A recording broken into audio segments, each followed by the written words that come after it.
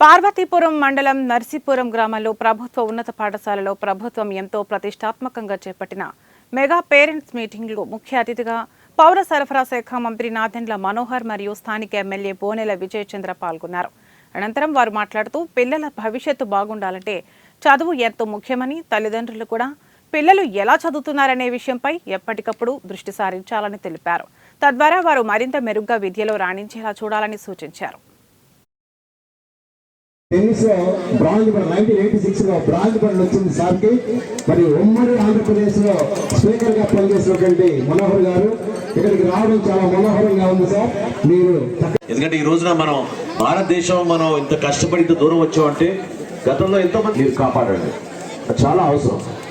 ఏదో మనం 10th class వరకు చదువుకున్నామని చదువుకుంటారు, అయితే మీరు నేర్చుకునేది రేపటి రోజున మీరు కూడా ఇటువంటి వేదిక పైన కూర్చుంటారు. కాబట్టి చేసిన జిల్లా కలెక్టర్ గారు శాంతప్రసాద్ గారికి, అదేవిధంగా బ్యాంక్ కలెక్టర్ గారు,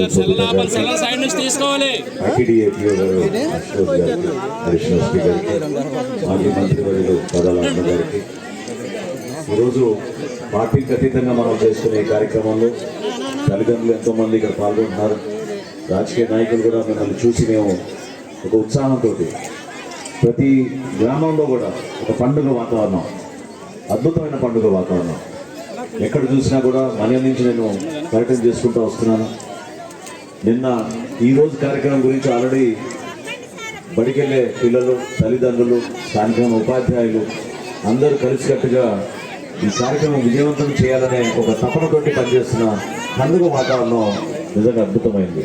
మనస్ఫూర్తిగా నేను ఎంతో గర్వపడుతున్నాను. పార్వతీపురంలో ఈరోజు సోదరుడు విజయ్ గారి సొంత ఊర్లో నర్సీపురంలో జెపీ హై స్కూల్లో అద్భుతమైన ఒక వాతావరణంలో, చక్కటి వాతావరణంలో, పండుగ వాతావరణంలో ఇక్కడ కార్యక్రమం చేసుకోవడం నిజంగా నేను గర్వపడుతున్నాను.